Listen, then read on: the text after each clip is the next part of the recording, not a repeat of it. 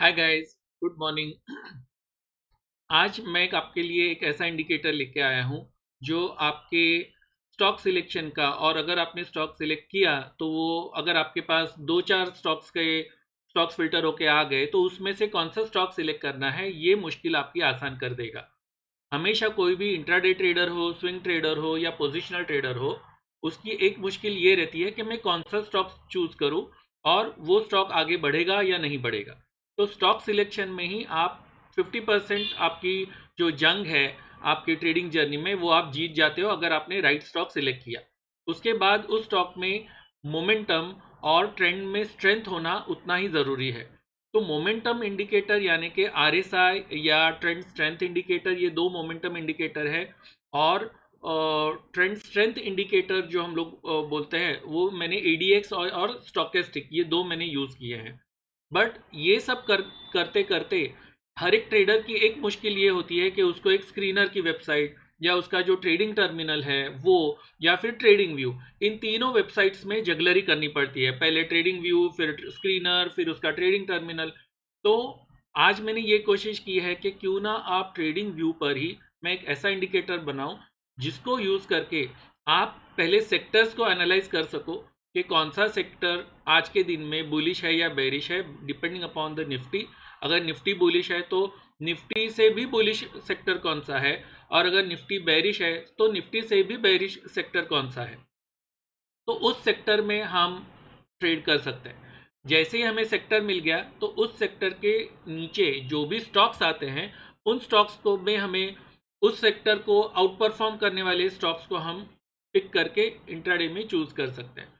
तो मैंने ये एक इंडिकेटर बनाया है, उस इंडिकेटर का नाम है अर्थार्जन momentum and trend strength indicator.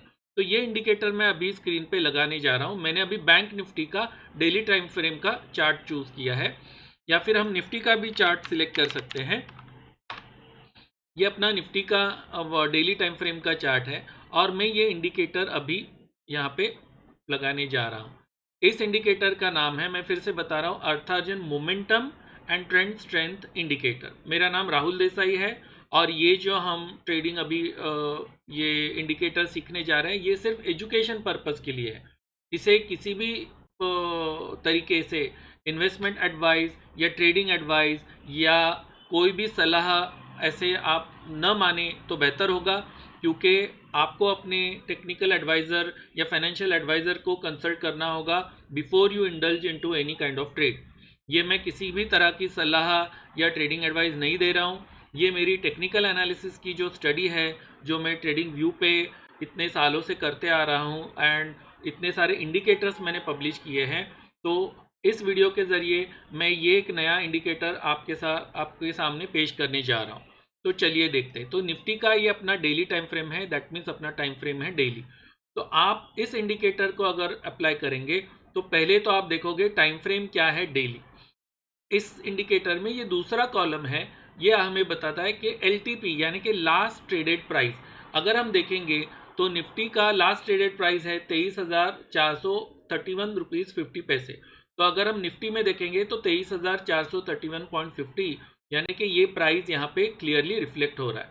तो हमें एक ही टाइम फ्रेम पर रह के अगर हमें बाकी के इंडाइसेस क्या कर रहे हैं, उसमें कितना वॉल्यूम है, उनका ट्रेंड स्ट्रेंथ क्या है, उनका मोमेंटम कैसा है, उसमें वॉल्यूम कितना ऊपर जा रहा है या नीचे जा रहा है, उसमें कौन सा कैंडलस्टिक पैटर्न बन रहा है, ये अगर हमें पता चले तो अपनी ट्रेडिंग जर्नी काफ़ी हद तक आसान हो सकती है।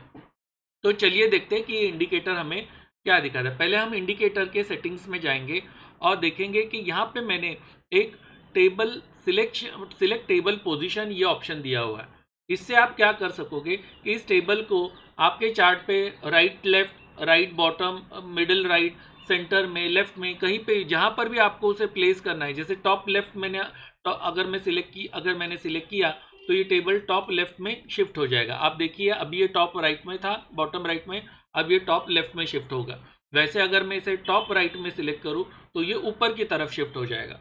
सो लाइकवाइज आप इस टेबल को कहाँ चार्ट पे प्लेस करना चाहते हैं, ये ऑप्शन मैंने इस सिलेक्ट टेबल पोजीशन के जरिए आपको दिया है।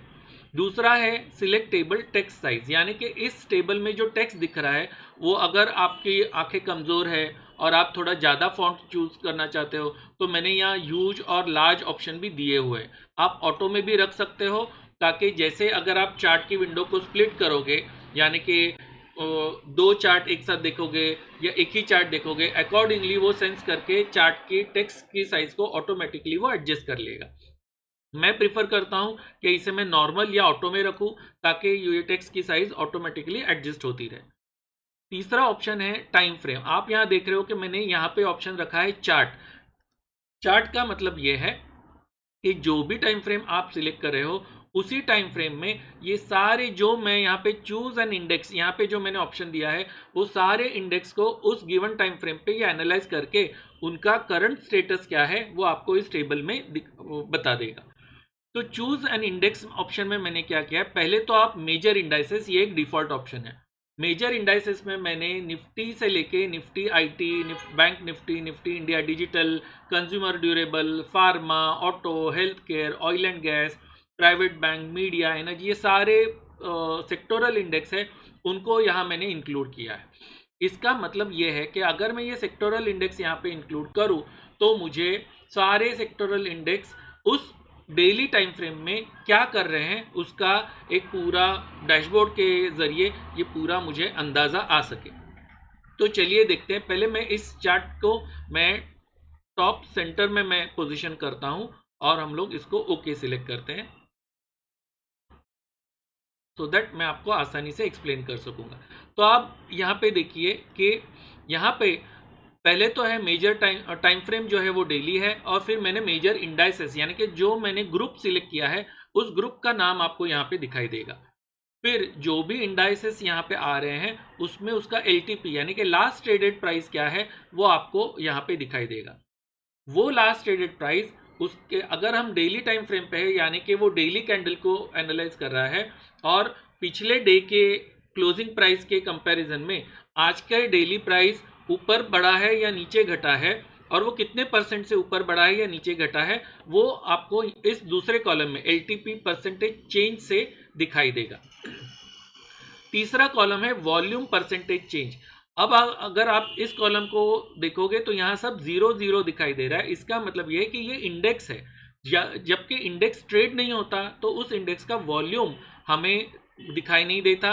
सिर्फ निफ्टी और बैंक निफ्टी का वॉल्यूम ट्रेडिंग व्यू में अवेलेबल है, इसलिए उसका वॉल्यूम कल के वॉल्यूम के तुलना में कितने परसेंटेज से ऊपर गया है या नीचे घटा है वो हमें दिखाई देता है।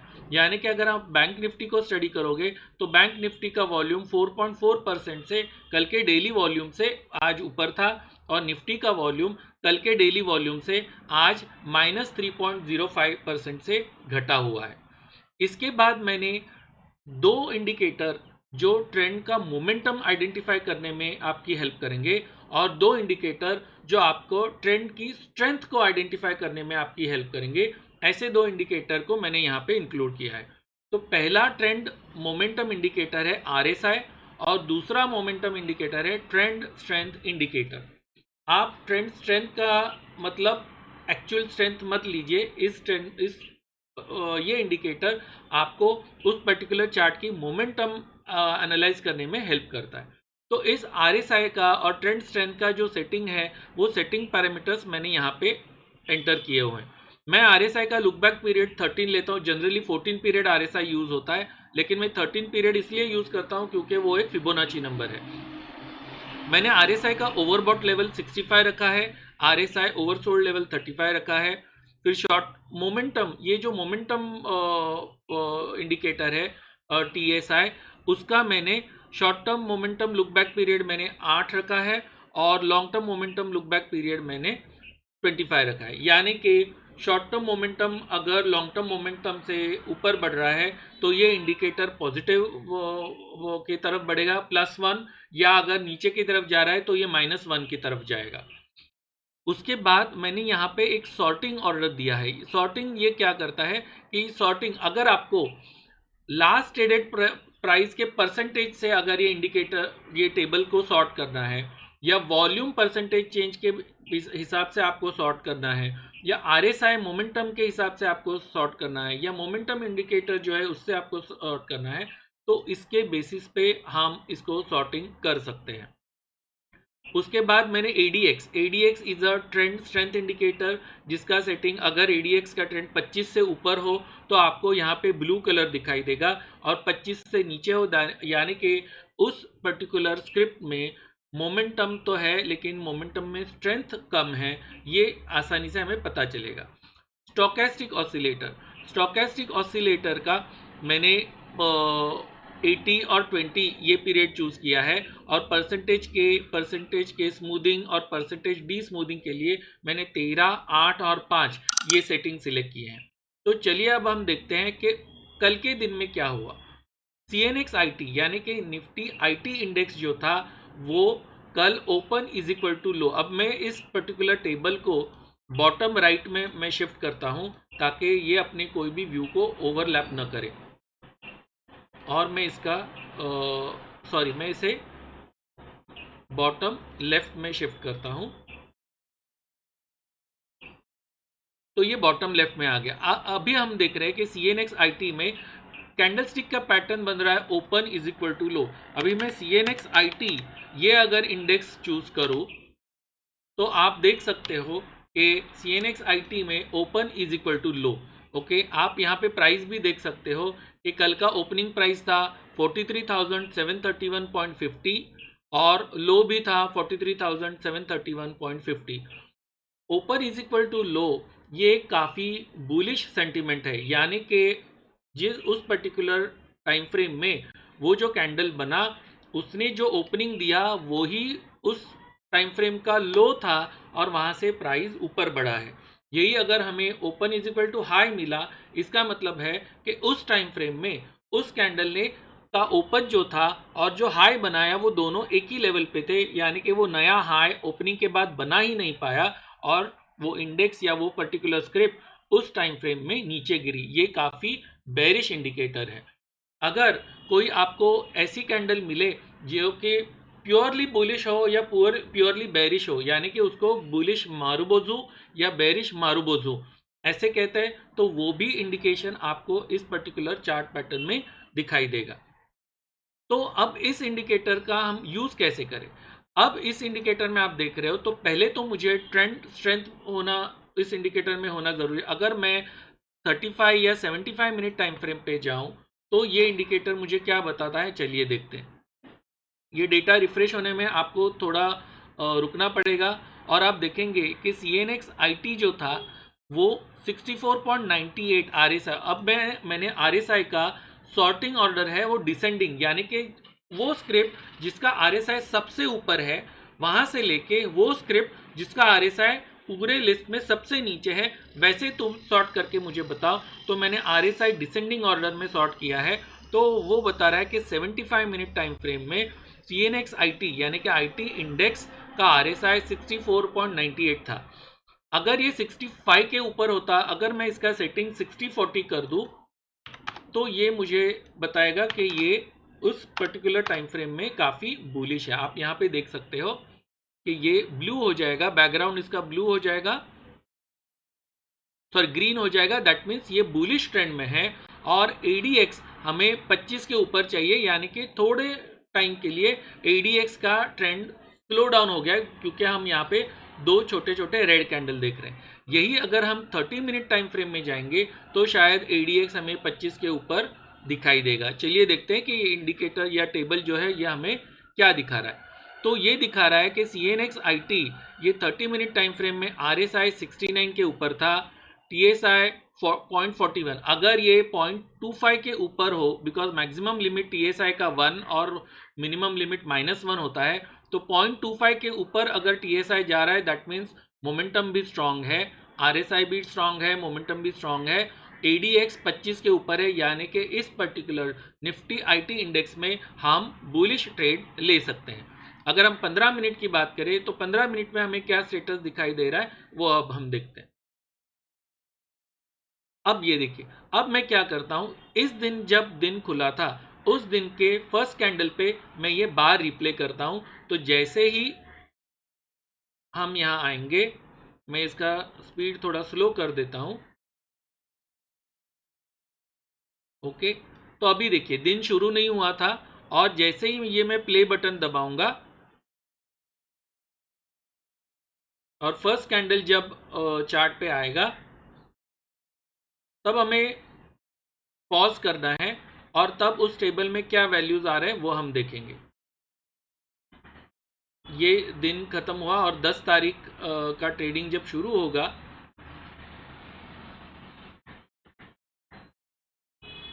ये 9 तारीख की लास्ट कैंडल बन रही है 15 मिनट की। अब हमें 10 तारीख की कैंडल, फर्स्ट कैंडल जब शुरू हुई, अब हम पॉज करेंगे। अब हमारा टेबल रिफ्रेश होके देखते हैं हमें, एक मिनट, इसको मैं क्लोज कर देता हूँ और मैं इस फर्स्ट कैंडल के यहाँ पे अपना टेबल लाके चार्ट को लाके रखता हूँ। तो फर्स्ट कैंडल जब उस दिन पे शुरू हुई थी तब हमें इस इंडिकेटर ने क्या बताया था कि दिन के शुरुआत में अगर मुझे इंट्राडे ट्रेड आइडेंटिफाई करना है तो आप देख सकते हो कि इसमें CNX IT जो था उसका परसेंटेज चेंज 15 मिनट में 2% से CNX IT ऊपर बढ़ा था और RSI 65 के ऊपर, 60 के ऊपर यानी कि 74 तक पहुंच गया था।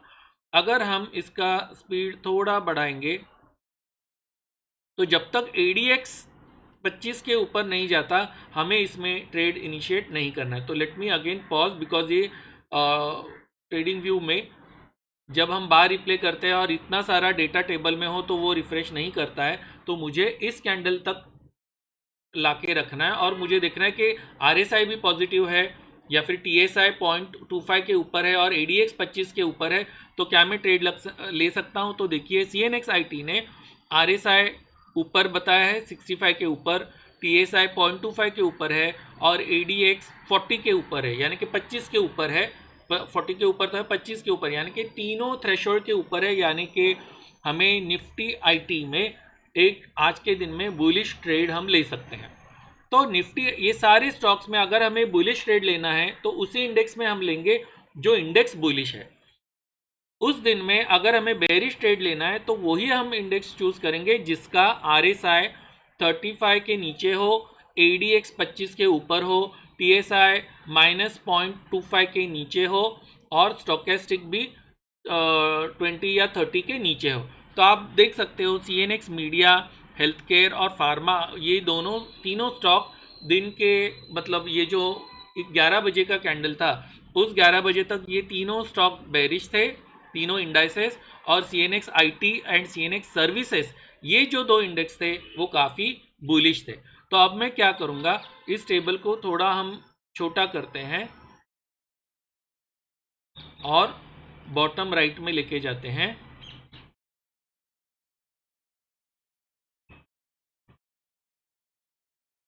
ओके, तो हमें दिखाई दे रहा है कि CNX IT वो काफ़ी बुलिश है और CNX सर्विसेज। तो एक और इंडिकेटर मैंने यहाँ पे और एक लगा के रखा है, जिस इंडिकेटर में को मैं बॉटम लेफ्ट में शिफ्ट करूँगा। इसका फॉन्ट साइज अभी मैं फ़िलहाल नॉर्मल रखता हूँ और चार्ट में मैं यूज़ करूँगा CNX IT। Okay, bottom left, okay, और मैं ओके करूँगा।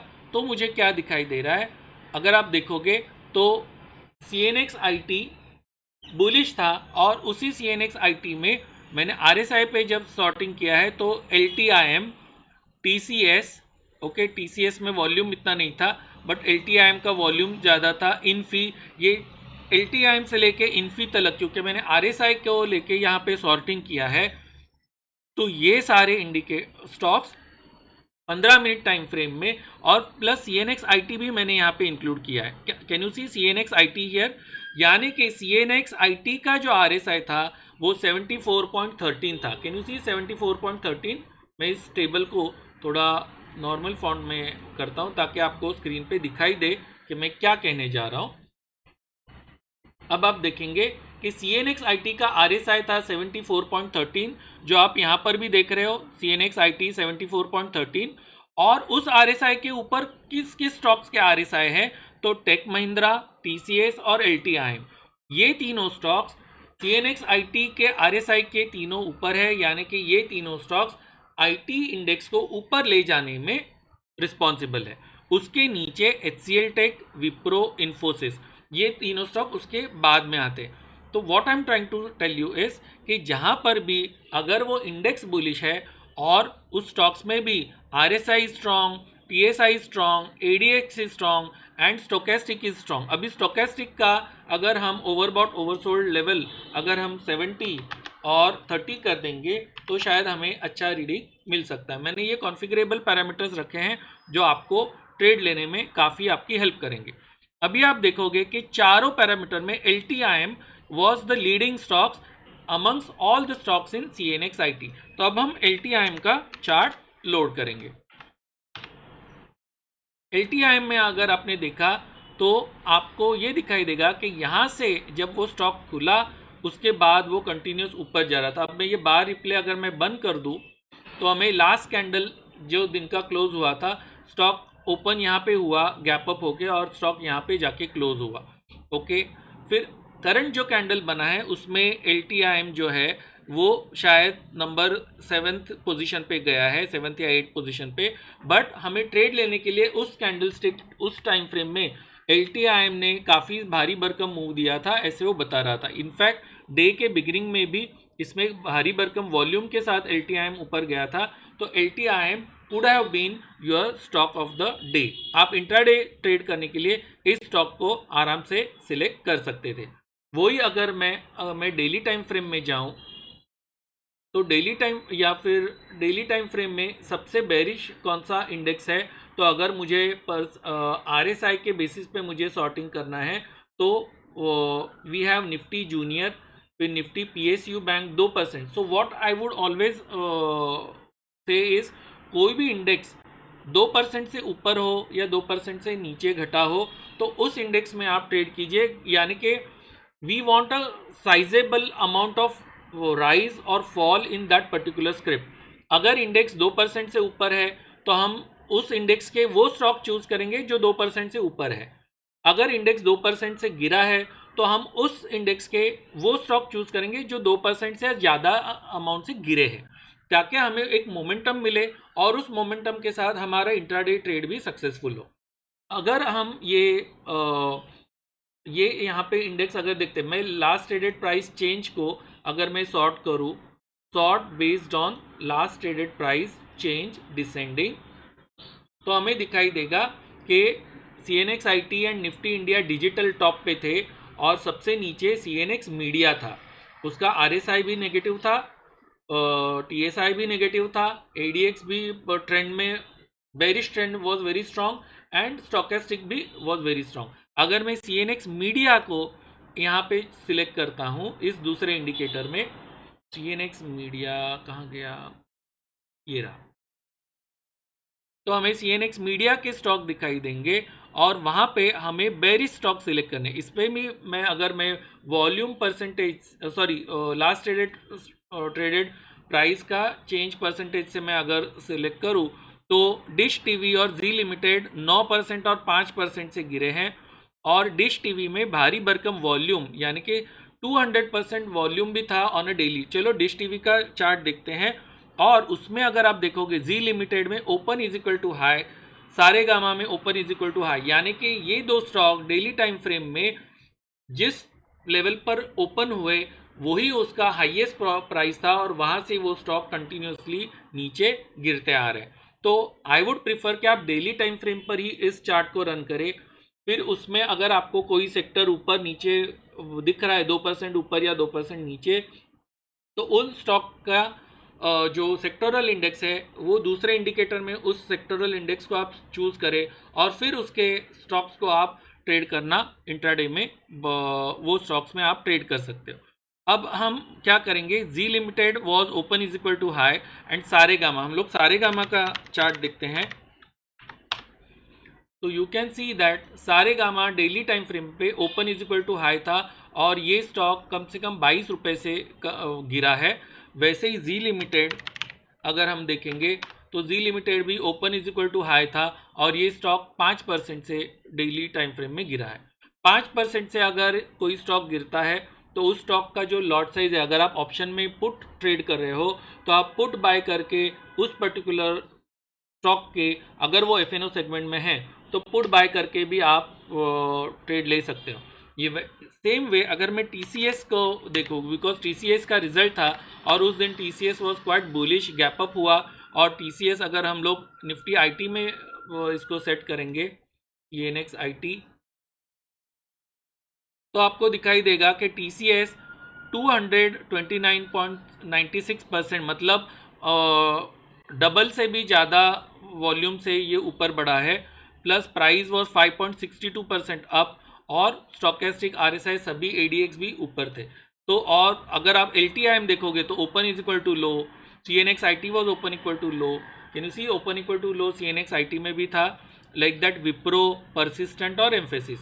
तो ओपन इक्वल टू लो या open equal to high basis पे भी अगर आप स्टॉक सिलेक्ट करके आप ट्रेड करोगे तो भी आपको एक विनिंग स्टॉक आपके हाथों लग जाएगा और आपकी ट्रेड आसानी से इंट्राडे हो या स्विंग ट्रेडिंग हो या पोजिशनल ट्रेडिंग हो, उसमें आप ट्रेड कर सकोगे। तो अगर आपको पोजिशनल ट्रेडिंग करना है, ओके, या फिर आपको इन्वेस्टमेंट करनी है, तो आई वुड सजेस्ट कि आप वीकली या मंथली टाइम फ्रेम पे जाइए और देखिए कि कौन सा इंडेक्स बुलिश है और बेरिश है। अब आप देखोगे कि PSU bank already weekly time frame में इतने गिरे हुए हैं, तो मे बी जब सेक्टर रोटेशन होगा तो पीएसयू बैंक के स्टॉक्स वीकली टाइम फ्रेम में सबसे ज़्यादा भागेंगे। अभी मैं सीएनएक्स पीएसयू बैंक के इंडेक्स को यहाँ पे लगाता हूँ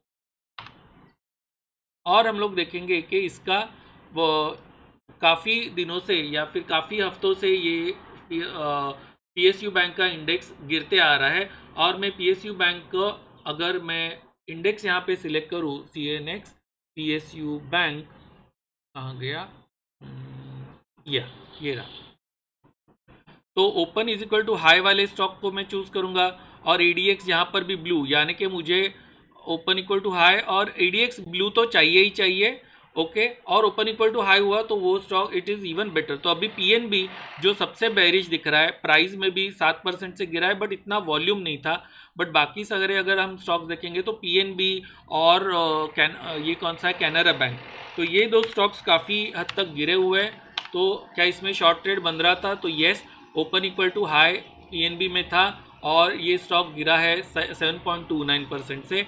यही अगर हम कैनरा बैंक देखेंगे तो कैनरा बैंक भी काफ़ी भारी भरकम बड़ा रेड कैंडल आया है और इसमें इंट्राडे में भी आपको काफ़ी अच्छा प्रॉफिट मिल सकता है।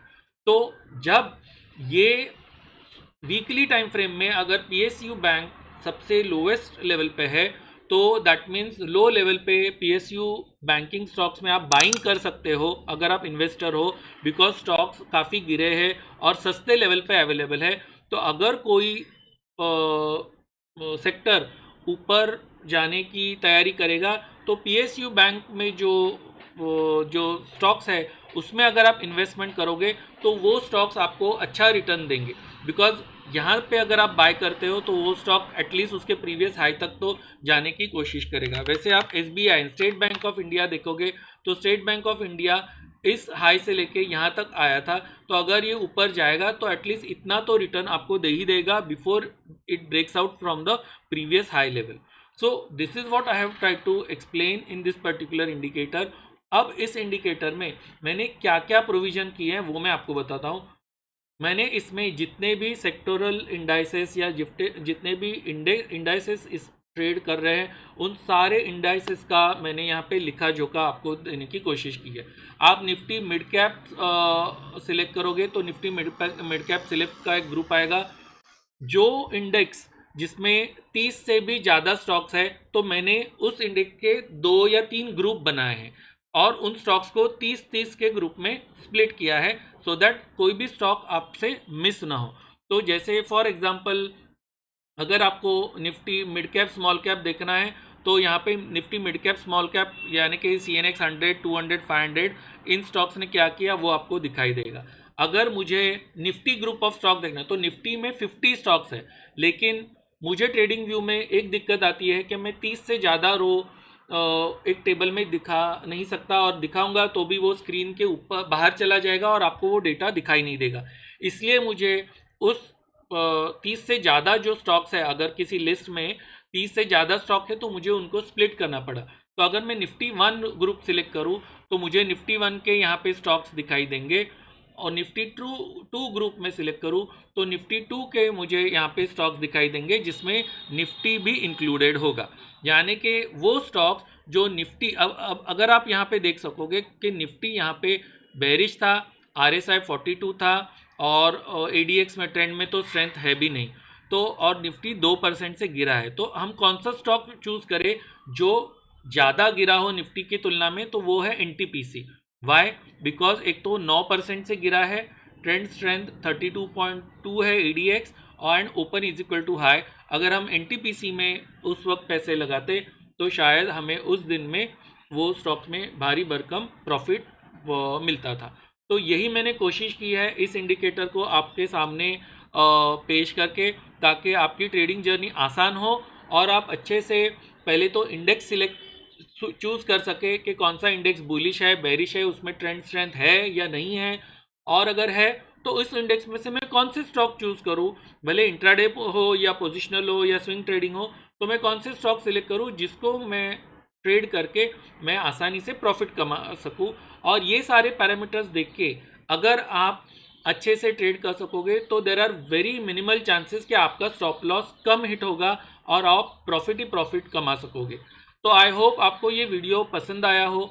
आप ये इंडिकेटर ज़रूर यूज़ कीजिए, और मुझे ट्रेडिंग व्यू पे इस स्क्रिप्ट अगर ये पसंद आई तो ये स्क्रिप्ट को लाइक कीजिए, और इस स्क्रिप्ट को आप बूस्ट भी कीजिए ताकि बाकी ट्रेडर्स जो भी है वो आपकी तरह इस स्क्रिप्ट का इस्तेमाल कर सके और अपनी ट्रेडिंग जर्नी को प्रॉफिटेबल कर सके। So thank you so much for watching my video, और अब हम मिलते हैं अपने नेक्स्ट वीडियो में।